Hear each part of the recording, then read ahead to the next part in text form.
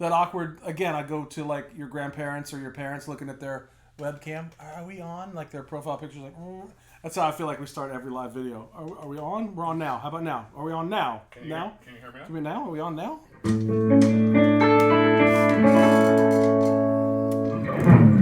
I should have you play the bumper music because it's one of your songs. I still haven't learned it yet. Right. Hello, Facebook. Oh my goodness. Hello, YouTube world. YouTube.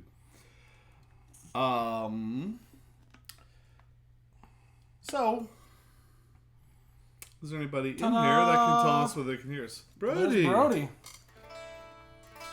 Again, I feel so honored that Brody actually created a YouTube account so he could engage with the show. Well, he says hello, ladies, but last thing I saw from him, he was looking for suggestions on how to dress up like a lady. That's true, D. Snyder. Yeah, Brody put on... D. Snyder was brilliant, by the way. Thank you. I was going to put D. Snyder, Boy George, but that left the door wide open for my friend Sal to say Boy George. Yeah, so D. Snyder, I'm thinking that's the ugliest 80s female singer I could think of is D. Snyder. So Brody posted on Facebook earlier this week that he got invited to an 80s party, but the guys have to dress up like 80s female rock stars. So he got some very clever answers. Boy George and D. Snyder are pretty... yes. Right. So two of his closer friends really put it on him. So I don't know. I want to see pictures. I don't know if he ever landed on who he was going to be or not, but... Nice. So the fishnet stockings and the... Are you getting the spiral perm done now? Lots of mascara and eyeshadow if you want to be D. Snyder. Nothing more to say. Yeah. Nothing more to say. You're like, I shot 4 videos at Brody's house, but none of them were him dressed as D. Snyder. So next time we're in Nashville. We'll broadcast dressed as our favorite 80s rock star, female rock star. What happens in Nashville? That's right. Someone suggested Lita Ford. What happens is Nashville gets posted on YouTube for everybody to say. We'll invite John Bollinger over and see who he wants to dress as. Someone's got to be tall enough to be Lita Ford. So maybe John Bollinger could be Lita Ford. He's probably the best player of all of us too. So what do we got going? So the last few weeks, we've had the benefit of our friend Ben Combs from the Great White North doing a show that sort of spills into ours, but we understand that. He goes at 9:00. We start at 9:30, but a lot of his people jump over here. Mm-hmm. But there's another guy. Yeah. Oh my gosh, this is terrible because I do know his name and I'm subscribed to his channel and I watch his stuff. And I'd like to give him a shout out, even though probably a lot of those people that typically the last couple weeks come over here are probably over there. Right. We always joke that this is a party. So they were at Ben's party, then they got in their virtual car and drove over to the other guy's party, and then maybe some of them will leave that party earlier and see what's happening at our party. Yeah, and Ben said last night I was checking his show out. He said something. This guy's starting tonight, so it gives competition. But I don't see it. I don't see his competition. It's like it is what it is. Although you have commented, and I've seen very briefly, because again, I always say all the time that you're a better YouTube community person than I am. We go and like and subscribe to things we like, but you're actually like joining in some of the live chats, and you do say that some of the ones, the circles you're running in, is sort of the same cast of characters. So right. Some of those people may be supporting that new launch. I assume it's a new launch or a new time for that other cool. person. So it's cool. We got Brody. What else you need? When you got Brody, what else you need? So we could talk about this with Brody because Brody's one of the ones that posted it, and he's going to have to chime in and help me out here. But Ginger Baker passed from Cream, the drummer. And then at the same time, somebody from 38 Special, I believe, same day. It was bass player? Yeah, it was like a double. Well, Leonard Skinner and 38 Special, right? Played for both. That's why I'm looking to Brody because he's the one that posted it. So I was talking to Jason before we fired up the camera, and I think next to guitars, drums are probably the most fascinating instrument to me. I can go listen. I went to a Nickelback show and I watched the drummer the whole time. Now I don't know if that says much, but I love drummers. You just lost any street cred you gained. And somehow, it's always it was a free concert. Actually, I don't really know him. Let me just tell you something. The first time I saw Nickelback, the reason I went to see Nickelback was because Bush opened for them. So I went to see Bush. Let me just tell you something. The fact that there's a first time you went to see Nickelback really has me. Because that means that was a second time that I went to see Nickelback. Because Gary Rutz always gets tickets. 38 Special, Leonard Skinner, Larry Johnston. So yeah, the beard wins the trivia question. Here, you can have a PJ and the Beard pick that you bought. So back to what I was saying. Somehow for me, from when I first started playing guitar, I buddied up to the drummers. My good friend Robert, who Brody knows and we recorded with, we were playing youth group together when I first started playing, and somehow we palled around all the time. So I'm palling around with a drummer, and I'm not a bass player, I'm a guitarist. And then fast forward to college, I'm now palling around with a drummer, maybe because I had the bigger car and I had to drag his drum kit everywhere. So me and the drummers have always been tight, and so I heard about all their influences and their people, the Neil Pearts and the Carter Bufords and the and Steve Gadd. Right. And Steve Smith from Journey and Vinnie Colaiuta and all of those. Dennis Chambers and the guy, all those guys, anybody and everybody that's ever played on a Steely Dan album. Right. So I've always known about all these drummers. So when Ginger Baker passed, it was interesting because I'm friends with Tommy Taylor on Facebook, and he is the drummer for Eric Johnson and played on the Christopher Cross, some of the Sailing album, the album that had Sailing on it, and because Eric Johnson played on that. But he was a huge Ginger Baker fan. He's like, my bedroom as a kid was a shrine to Ginger Baker. So he wrote this great story about how he met him and that he was a bit of a curmudgeon or whatever, but it was just a really funny story. So go check out Tommy's page. But it was really interesting. You always talk about who's the influence of the influence of the influence of the influence. And like Tommy Taylor said, I get asked all the time, how do I tune my toms? I said, Ginger Baker. So really, truly a musical icon passed this week, even though he was a bit of a curmudgeon or whatever. Tommy Taylor's like, he probably wouldn't have been who he was if he wasn't the way he was. So, right. And there's some interesting stories like about Ginger Baker and Clapton and that whole, like if you look into it, because I'm not sure, they were trying to get away from him a little bit at one point, but. And this guy plays the drums. So you start with drums? I always forget. Yeah. You just start with drums, and he's sat behind the kit before. He knows what he's doing. So yeah, we just delved into drum talk, but kind of talking about current events, and that's kind of a big deal with Ginger Baker's passing, which is always interesting when these rock stars pass and they're like my dad's age, and not because I'm morbid, but I'm just saying, holy cow, my dad could have been the drummer for Cream. Well, it's I don't know. It's just I feel like we're losing a lot of greats recently. Yeah, Tom Petty, David Bowie, like some of them older in age, and Tom Petty unfortunately not. And then and even locally, like I think sure. The list community, the cast of characters that I kind of learned to play guitar from is dwindling. Yeah, one or two pass, and one is pretty gravely ill at the moment. Mm-hmm. So, and while we're on this topic, because we can't leave without it, this is also the anniversary of the week that Brody's dad passed. So Brody, our thoughts are with you. I saw that on Facebook. I knew your dad. He was a great guy, bass player, huge influence. If you watched any of the segments we did on Brody and his equipment and his collection, his dad's life was woven through all of that stuff, and that's some of the things we said we really like to find out about that. Keep talking about Baker and he'll try and forget. Yeah, that's right. Yeah, that's right. I'm really Brody. I'm so with you, man. Like I'm like thinking this whole thing. I'm going to try to pull this out, but it's going to turn into more of the turn that Dale Earnhardt took into a wall right now. Yes, just stop. So those of you who go, maybe you've tried on some fragrances. 6 people came in and they went Nickelback. I was going to try to pull the sticks up on Nickelback by saying, when you go try cologne, you sniff coffee beans in between. Well, he's trying to use Ginger Baker like coffee beans. Like I talk about Nickelback, he's like, let me come back to reality. Let me get something normal in my nose here. Yeah, tough. Oh yeah. So where do we talk about some of this? We can't really hold it up, but because it's on the pedal board.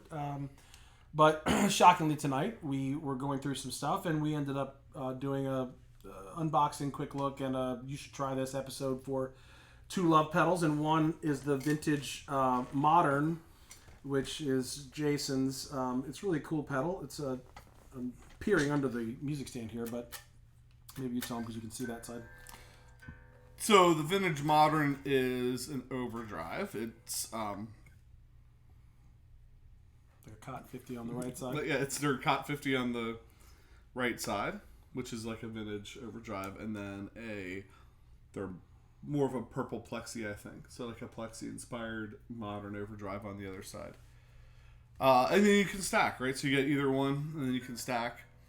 And kind of what happened is we have this stash of love pedals that we had prior to starting the show that we've never done. But one thing we've noticed is every time Love Pedal does one of their sales, if they put up a pedal on sale that we've done a review on, we'll get a bunch of hits on that episode. So Brody, being a marketing guy, can appreciate the strategy of like, let's do all the love pedals, have them queued up, and the next time there's a sale, just start releasing them. Right. Although the reason we buy love pedals is because of Sebastian Falvo, who, like, if you click on the pedal, sometimes he's the one doing the demo. So, but not that there can't be different views of the pedal. Oh, yeah. So anyway, so the Vintage Modern, he's reaching down. I'm not sure if he's going to, what he's going to do, but I think I know. So we could... Yeah, there you go. Anytime we can inspire Brody to play a pedal, it's a good day. So the Pathfinder's the little Vox, small one that I have. I should bring it over here sometime. And then the EPH is the tape. Oh, did he pick up an EPH there? Yeah. That and a Zen Drive. There you go. So if you would do just... I'm going to pull that back a Yeah, I'm little not bit. sure where the volume is. So the recording volume is 4 on the amps. The YouTube Live is like 2 on the amps. And so we don't know where the pedal... Because we're really just picking up the amps whose room mics are actually faced away from the amps. The room mics are faced towards us. The amps are going across the back of them, so it's just bouncing around. So it's not a... good representation of... Yeah, it's not a good anything. It's not bad. But I mean, it sounds... I've listened back. It sounds better than maybe like our iPhone. Maybe. Which actually has like a killer... Anyway. The vintage side...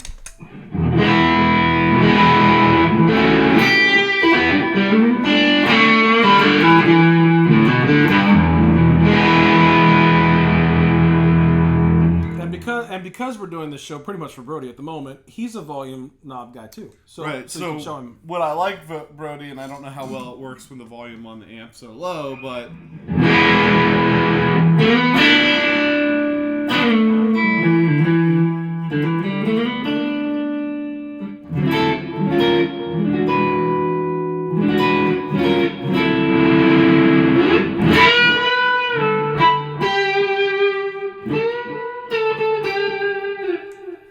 so it cleans up. I thought you were going to play Wonderful Tonight for Brody there for a second. Hobson is in there. Yeah. So we go to the modern side, and you're going to get a little more gain.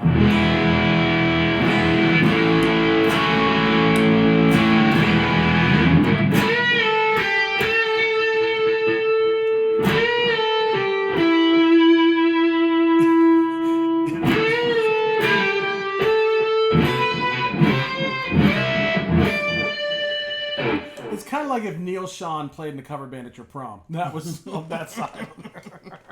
So then, but yeah, it cleans up. So we'll go back to that.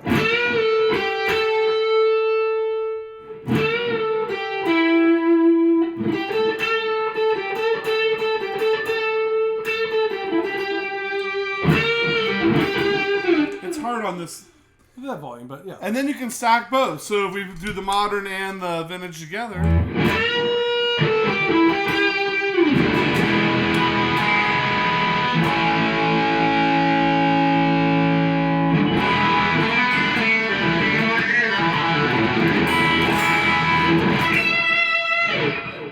So now you don't need to watch video when it comes out. Right, that's right. So part of the reason that Jason likes PRSs is for the dynamic in the volume knob, and the reason he loves Love Pedal is because how it responds to those types of things. That like none of these are a one-trick pony. So if Brody is a volume knob guy, He is, and we mentioned his name earlier tonight when you were talking about Mark Agnesi and Warren Haynes, right? it was Mark and Derek Trucks. Derek Trucks, yeah. Because yeah, if you're a volume knob guy, how do you play Gibson? And he plays Gibsons. See, Gibson can't.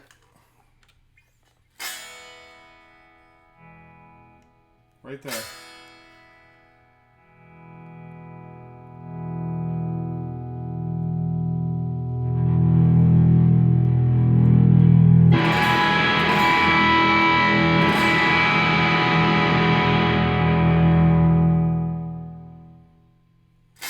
Gibson can't do it. Well, my 335 can do it. Yeah. Because I paid somebody a lot of money to stick their fingers in those F-holes and change the volume pods. So That didn't sound right, by the way. Good night, everybody! Jeez. This show just went beyond PG-13. So, Mark Agnesi Yeah. is talking with Derek Trucks at Eric Clapton's Crossroads. Crossroads. In the back, yep. And Derek is talking about how, he plays these Brody just confirmed what you've actually said. 5, 7, and 10.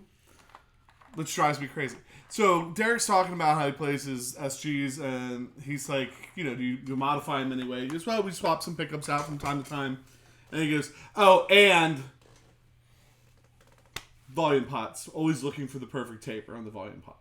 And I was waiting for him to go because Gibson volume pots are terrible. Are terrible. For that. And he didn't. He didn't say that. I was really disappointed. I'm looking for something. Keep bantering. Keep bantering. Yeah, that's my... It's that... The part that gets me the most, Brody, is the... From 0 to 5, where there's nothing, and then all of a sudden it jumps on, and then you have really nothing in between. If we go back to just that vintage side on that pedal,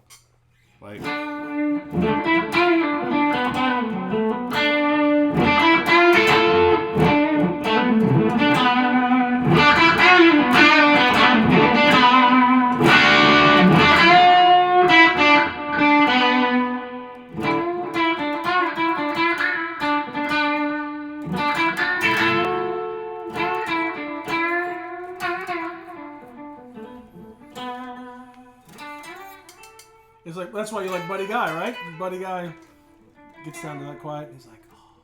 He usually swears about this spot. Buddy Guy. Oh, yeah.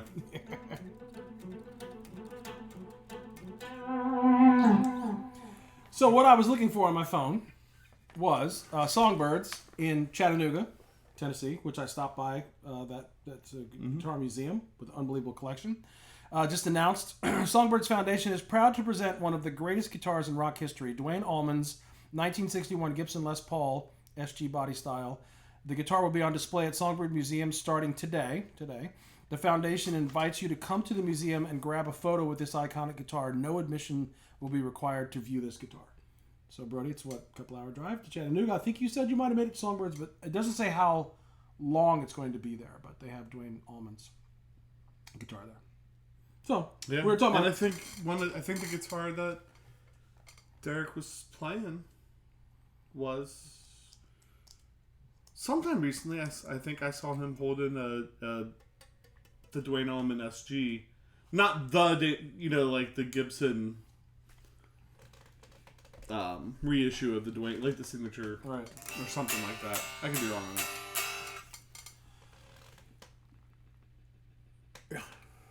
Yeah. So, one thing real quick.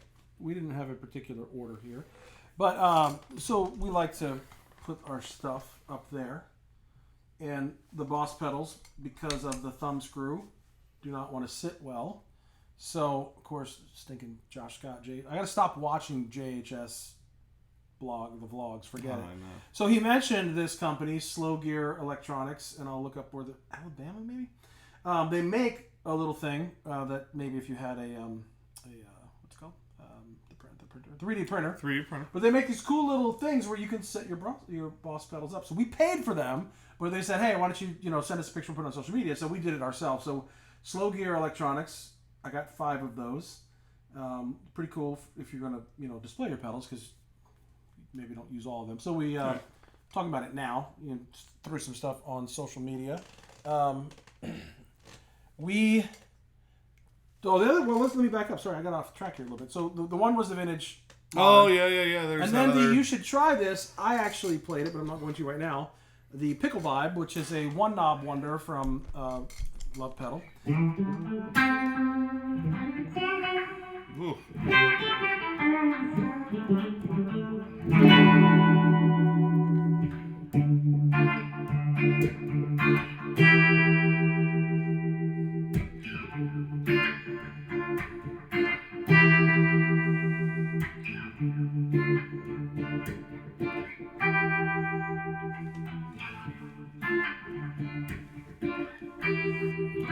That's on its fastest speed, and if you play a little slow down. Yeah.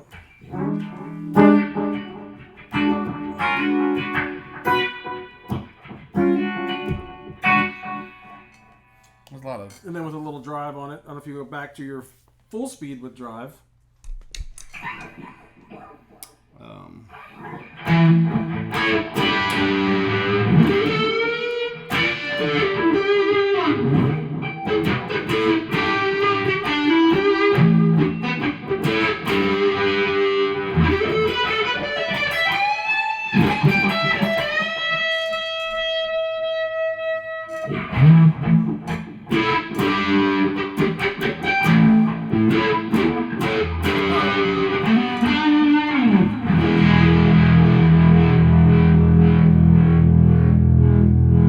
I love that.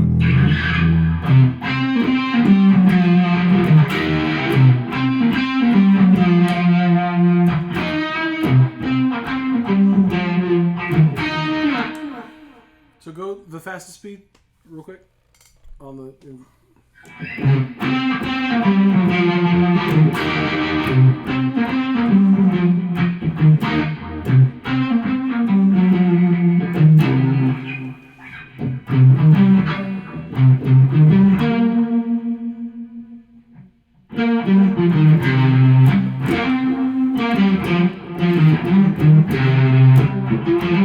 I can never play that. I don't even remember. The only time on the show, though, when someone asked you to play something, you actually knew it.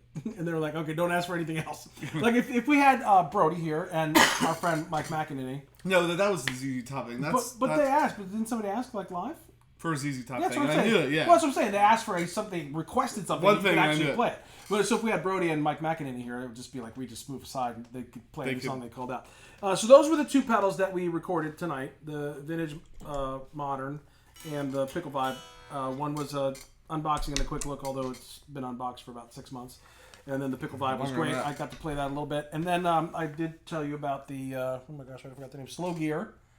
And then, so I was in Atlanta this past week. And what I try to do when I travel is if I can find mom and pop guitar shops, that's my first choice. And I have found a few. Brown's in Noonan, Georgia is pretty cool. It's an interesting shop. It is a guitar store where I'm scratching my head. I don't know. There's a guitar store, a guy that builds custom guitars, and then there's a guy that does vinyl and skateboards. So you walk into this; it's beautiful on the square in Noonan. So I stopped there. But then I also have been to the big box stores just because I can. They're there. But I'm trying to go on this pawn shop tour, right? Because you might find a pawn shop that they know what they have, but they don't have much in it, so they're going to dump it for something inexpensive. And I went into this one pawn shop, and I swore I was in the guitar store. Because they must have had 15 guitars on the wall. Nothing too spectacular, but a couple SEs, PRS SEs, and some other things. But they were a little light on the pedals. And I'm like, what do you have? And he goes, well, we have this DOD DFX9. It's still in the box.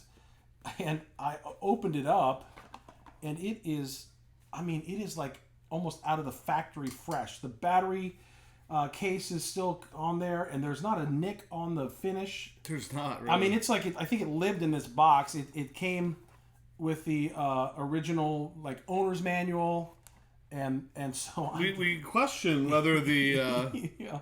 Sunbeam battery is the OG or the OB in this case. We don't know. I mean, the guy's like, listen, this thing is fresh.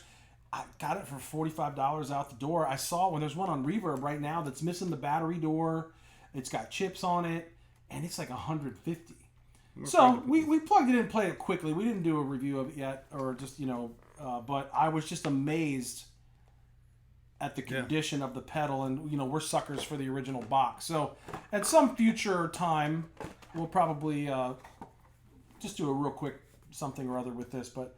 So my little pawn shop find there, that was good. Then do you want to talk about the next one? You should. So, well, first of all, he sent me a picture of this, and I didn't read closely what it was. I'm like, he's got to be kidding me. What did he just buy? Like, I sent him a picture of this, he didn't believe me. I'm like, that's just like a bad acoustic, processor or something like that I've seen before. But I have not seen one of these before. This is the ToneWorks Korg, by Korg. It's the ToneWorks Rotary Speaker Simulator. It's the G4. Supposedly made, and I haven't looked into this too much, but I believe maybe Robin Ford. Is it Robin Ford was one of them? Kind of feel like Robin Ford, but it may not have been Robin Ford. I've heard that Warren Haynes maybe uses this. I know he uses the Hughes and Kettner, but he might have used this before the Hughes and Kettner. I kind of feel like maybe Charlie Hunter, who's a jazz guy, who plays... his guitar has 3 bass strings and 5 guitar strings on it, so he plays the bass parts, and he's incredible. And he does a lot of heavy Leslie stuff, so I think I saw his name associated with it. Anyway, I've seen a lot of big guys associated with it, so, when that happens, not that we've talked about that before, not that we're tone chasing, like, let's buy stuff because somebody famous bought it, but, there is a little bit of truth to if somebody famous is using it, they can have anything they want. Well, we talked about that tonight, too. And again, even though Brody's chimed in, we mentioned Brody's name again. Because, Brody's just like, listen, I've got Clapton signature stuff. I love Clapton, but I'm not just buying it because his name's on it. I'm buying it because I like Clapton, and there's something to his playing, and there's something to the gear that he likes to play, although it's in the hands, right? And so it's the same thing with that. Like, hey, I'd be willing to go try something out if it was some player that I really like that they're using. And But, and it does... It does the speed thing here, so there's a button for speed to change you between a slow spin and a fast spin, and it does brake, and there's a knob for acceleration. So when you go from slow to fast, how fast it speeds up and how fast it ramps back down.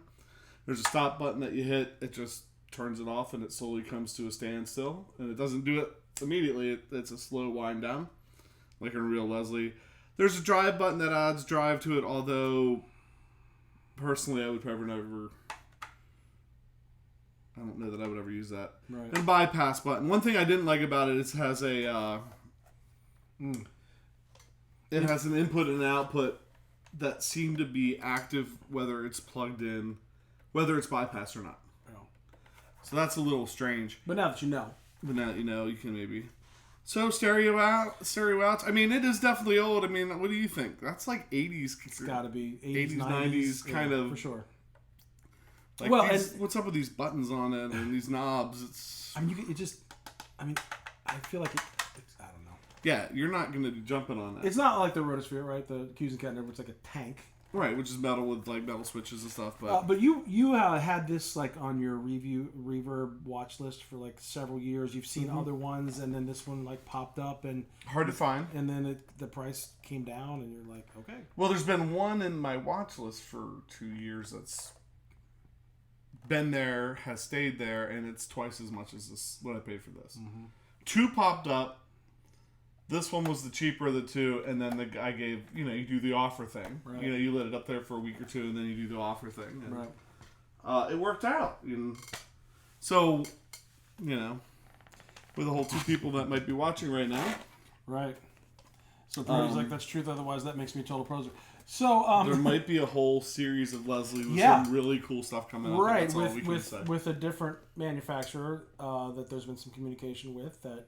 That's all we can say. That's all I can say, because I couldn't even tell you the name anyway, so the secret is safe, because I'd be like, yeah, that manufacturer, I can't remember the name. But just conversation with that. Yeah, we've been talking to some people. So we have, right now, if we did the Leslie series right now, we have, I would say, 2 of the best potential Leslies you can get. But I think there's a couple other ones out there that we need to have before we do the series. Yes. 2 good Leslie simulators. There are potentially a better one out there. Although this basement could accommodate a real speaker, and we probably know several guys who have real ones. I would love to. Do we know anybody? I was wondering that. Could we do an episode? Will Coberly probably has one in his his big warehouse that we're gonna go visit someday. Max Friend that does all the stuff with Steve Howe and. Just getting Leslie down here. Yeah. So one other thing we keep putting off, I keep putting off. The Cyndi Lauper. Yeah, I love to call this the Cyndi Lauper, and when I said that to Chris Delaporte, he goes, "Oh, great! Is it girls want to have fun?" I'm like, "No, it's time after time." So, but it's here's a shock. It's a delay pedal. So what? I love delays, and again, the joke about this whole channel is love drives, love delays. End up setting every drive to sound almost the way I like it, which is almost the same, and every delay about the same length and the same thing. So this one is an interesting one. Got a really great deal on it. It's I'm not going to open it, but it's really nice metal case. But it's all analog with digital controls, so you can have presets and do a few other things with it. And It's somewhat intuitive. And to be honest, sometimes we go to review a pedal, we kind of go look at a couple other reviews, and one guy that we really he does some good reviews. He's a quirky dude. But he does some really good reviews, and he even struggled with it a little bit. So we talked about it. I didn't think it. I don't know. I watched that one. Yeah. I haven't gone back and looked at it. I don't think it's as hard as he made it out to be that time, though. I tried to put it on Jason because it was been here at his house. It's mine, but it's here. So I tried to put it on him, but he was, working. And, So anyway, it's coming. We're going to do it. And I'm really interested because you have like 11 presets. You can bank between the presets. So you have and tap tempo. So typically analog delays don't have tap tempo. Right. There's some do, but yeah, because I have the Carbon Copy Deluxe has one. Yeah, I mean, but you're right, but a lot of them don't. So if I would like it, I would love it. If I have a house, that's stupid. That was a stupid thing. But I have a TC Electronic Nova that I have never saved a preset. I do love the tap tempo, and I have it set again. All those features, I've got it set for the dotted eighth and tap.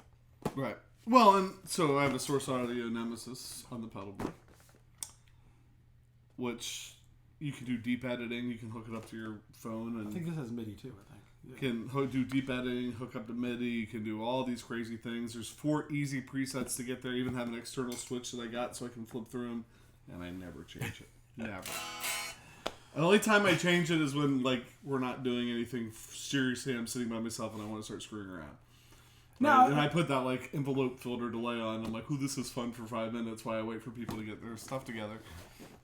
I do want to do it because as we were, I said as we were. This looks really cool. Well, as we were messing around with this a little bit tonight, I don't have anything set on my board that has a slapback, and at one point I did, which was great for big chords and riffs, and I don't have anything. So maybe if I got comfortable with that. I can have a couple different. I can't imagine doing all 11, because if you get something about the way you like it, you tap tempo into whatever you want.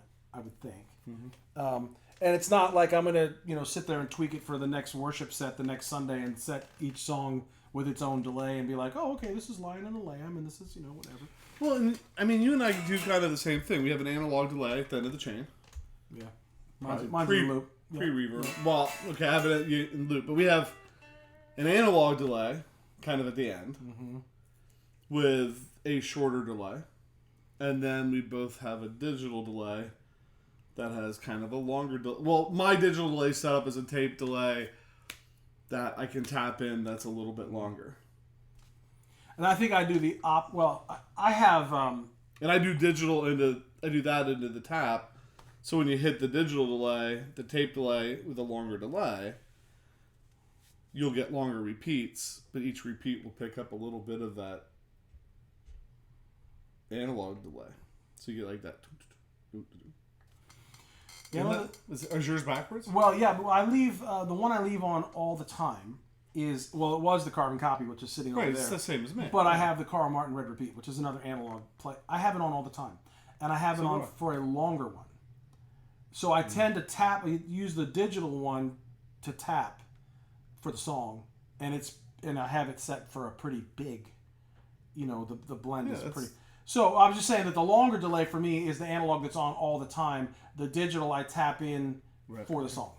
Well, and we do our digital. Anybody that's watched an episode, right? Because we do our analog delay is very different. Mine's like a kind of a quick 1, 2, 3. Yours is, we always say Friday the 13th. Yeah. Well, and Brody can attest to that too, because I played in a band with Brody for 17 years probably, and we were similar enough that it worked, but we were different enough that it worked. So in the rare case that he would just basically rely on reverb in his amp or whatever, but we were different players using some of the same gear. He's the one that turned me on the PV Classic 30. So it's kind of like the same arrangement here, which maybe makes this show interesting, maybe not, I don't know, but it's like, here's a pedal. We're trying to get more into... Here's a pedal. Let's not talk about all the features because we're not paid reviewers at this point. We're just guys who like gear. So we're kind of starting to land on here's a pedal. How would you use it? How would I use it? Dial it up pretty quick. Try to get out in 12 to 15 minutes. Right. That's our unboxing and a quick look, if you...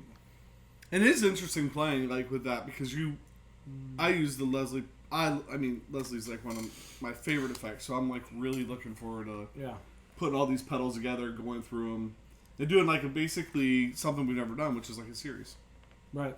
So Brody's asking a question that I think I can answer. So the carbon copy and the carbon copy deluxe. The interesting thing about the carbon copy deluxe is it's like 2 delay pedals in one, in the sense that it has the bright switch, which is more like there's another delay pedal that's like that. I do feel like there's a slight tonal characteristic differently, even if you don't have that bright switch pushed in. But isn't there also like a carbon copy bright and a carbon copy dark, and right, or something? And like so the deluxe has both, just with the one. It has the modulation button, just like the carbon copy does, where it adds a little chorusy effect, sort of, that you can open up and turn the trim pot. Guess who's never done that? Right. But yeah, so it's like the bright and the regular. But I even find a little bit, and it's tap tempo, and it's got the subdivisions. I do feel tonally it is a little different than the carbon copy, even if you don't have the bright pushed in. But I love the fact. So on my other board, because I play in 2 campuses sometimes at church, my little travel board has a love pedal that I need to pull off of there, because I can't even tell you what it is, and I've never seen it at one of the sales, but it has shimmer in it. So I have that for shimmer. So I only use 1 delay pedal on that one. I don't have the 2 set up because I just have the 1 set for shimmer. But for the carbon copy, I use the tap all the time. And I just kind of find I feel like I got to turn the effect level up more on the deluxe than I do that. So there are some differences. When I use the Waza DM2, mm-hmm. so the new DM2, and then I use the old vintage guy back there. Yeah. Most of the time, and there's even differences. Yeah, I would be surprised. But even like between 2 carbon copies, I bet you'd find differences. It's possible. I like it. I love it. I think Brody has one too. I just like the tap tempo, because there are times, because I do a lot of palm muting, I can cheat and get away with it, but every once in a while I can't. So, and I'm the one kind of driving the song sometimes. So I can get away without it, but most times I like the tap. So I do like the carbon copy because it has a tap. But it's interesting. Back to those pedals, the three in the middle are the Boss. They're OGs. They're like 80s ish. Well, even the Blues Driver, right? Yeah, maybe. So that CE3. Because didn't they come out with a Waza Blues Driver? Did they stop making that for a while? I think they did. So that's probably about. Well, I would have got it, and then I would have bought it brand new probably in early 2000. So it's not as old. Well, that chorus pedal, I think I maybe told the story before, but if my wife were listening, she'd see it like, it's not the first time we told the same story many times. That CE3 was my first pedal ever, and I'm pointing over there, but I have the original box, the original instruction, and the original bag that the pedal was in. I don't have anything like that. But the point of this, that I laugh about this pedal, was because the CE2 was still available, right? And so I bought this one because guess what? More features. You can run it stereo, whatever. And you've never used any of it. Exactly. I may have run it stereo like 1 or 2 times ever, but probably never for a show. But now if you go online and look, had I bought the CE2 instead of that, it'd be worth, twice as much. Although I've seen those go for a pretty penny. I would struggle to let that one go, just because it was my first pedal. But yeah, and then that DM2 was an original one, and that Octave, which I have the same one over in the box. At some point, we're gonna get smart enough to go look up serial numbers and figure out how to date Boss pedals, because. Well, when I bought that one, it's a made in Japan. It's the green, or there's different color labels, and matter of fact, it has Velcro on the back. Okay, well there you go. Any of mine would have Velcro on the back. So anyway, that's the value anyway. Who cares? That's our little Boss thing, and certainly in the worship space, Boss gets dogged out all the time. But they were like some of the original pedals. I mean, I still think they're great. There's things I like about them. I have a Boss TU2 tuner. Every once in a while, look at the new Peterson 2 strobe tuner. Oh, look at the TU3. Somebody posted earlier today. About once a year, he posted this like totally beat, and I went and got my original TU2. It is beat. They posted a picture of their original TU2 that's beat. They're like, once a year, I look at the new tuner out there and think, when this one dies, I'm gonna get that one. A decade later, they're still doing that. Pete Hickson's in the house. Hey, Pete, how you doing? Yeah, that chorus pedal's approaching 40 years old back there. Pete, you say the CH1 chorus is cheap and effective. I gotta tell you. So we did this episode a while ago at a Red Mountain Tremolo by Swindler Effects. Yeah. And Pat made the comment, I had it on my board. I was like never happy with it. Never sounded right. I turned it on for him one day. And he was like, it just sounds thin, whatever. We brought it here. We did a review of that. Mm-hmm. And Pat said, man, the bass isn't good. The owner contacts us. Somehow he found the video. But he probably tagged the company or whatever. Watches the video, contacts us, said, oh, it's an original one. Send it back. I'll fix the bass response. And so I had gotten a full-tone Super Trem Junior to replace it because I just didn't like it. And so now that pedal's back to him. He's sending it back. I don't want to take the Super Trem back because when it comes back, we're gonna compare them again. That's another video that's out. We did it. Much better when it comes back. Meanwhile, I took the TU2 tremolo, Boss tremolo that I bought for TR2. Yeah. Bought in the Rutter's parking lot for $30. Took it and put it on the board in place of those two. The first time I hit it, I was like, "Oh my gosh, what have I done?" That thing sounds great. Yeah, it's Boss. It did because I don't ever know what's over there, right? Because I walk over there every once in a while and look, but you're swapping things out and trying things out, and I didn't know. I just knew it sounded great. That pedal sounds great. But I will say the Red Mountain came back from Swindler. Mm-hmm. It's on the pedal board and it sounds fantastic. It went from the chopping block to the pedal board. Yeah, it sounds fantastic. And then, because of that, we got the chorus in. That was a whole other episode. Yeah. And that thing sounds fantastic too. Gosh, yeah. So both. Yeah, Pete, totally agree, man. These Boss pedals, the DM2 is like awesome. Yeah, that's the one I don't have, and I keep looking at them, and they're pricey to get an original one. But I've heard the Waz is great, and you have both, and you said that's been done a million times, but I haven't seen it, so maybe for my benefit, we should do their. Because you have any other Waz's or just that one? Just that one. Just that one. Okay. I think that might be the extent the old Octave Blues Driver tremolo and the Blues Driver. I think was my first pedal. And I can't sell it.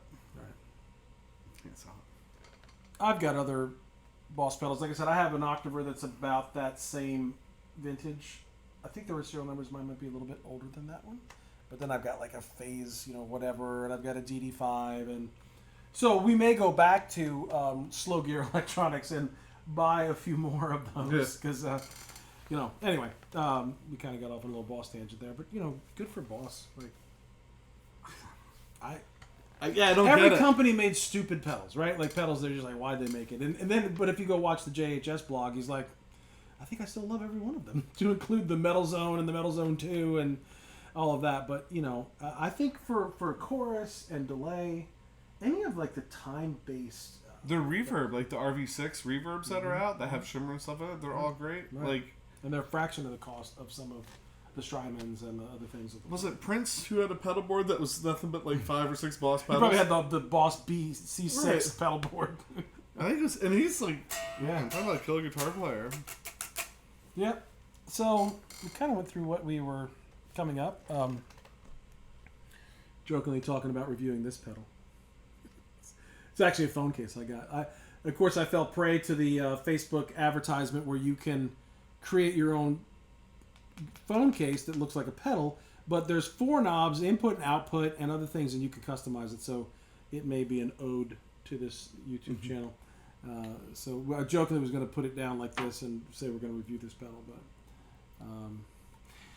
so I'm trying to think of other things. We keep talking about field trips, and we just keep not getting out of the house to go do it. But we have a couple local friends that I ran into one of them twice. I ran into his wife twice in 1 week, and him one of those times, and I'm like, we're coming. So we're trying to decide with him. This is a friend of ours that I might quote this number wrong, but it's probably not wrong. Has at least a dozen Les Pauls, at least, of varying kinds. So we're just trying to decide: are we going to go to his house and crack cases, or are we going to ask him to bring like his top 5 over? Just trying to figure out. And plus, he's got great amps and great pedals. Well, and Carl Landers Jasper was another guy, bass player, but he was supposed to come over and bring. Yeah, he's cool PRSs, and he had another thing to bring over, and that fell through, and he was supposed to do that. So yeah, Pete, definitely Boss. Like a tough old boots or a comfortable pair of shoes or what have you. I don't even know what time it is. It is 10:14. Yeah, so I think we're getting. Do you want to play? What do you want to play? The thing we played earlier, or Yeah.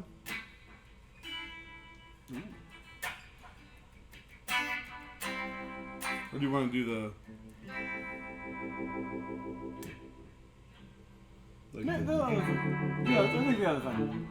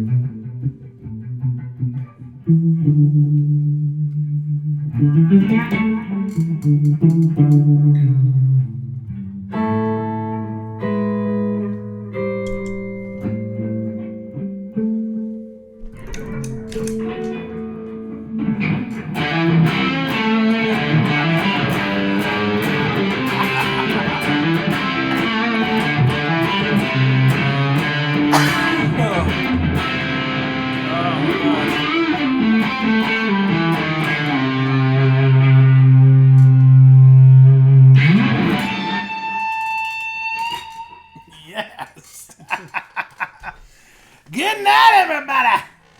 I didn't even have to put my glasses on to see what you did there. I see what you did. Good night, everybody. Peace out.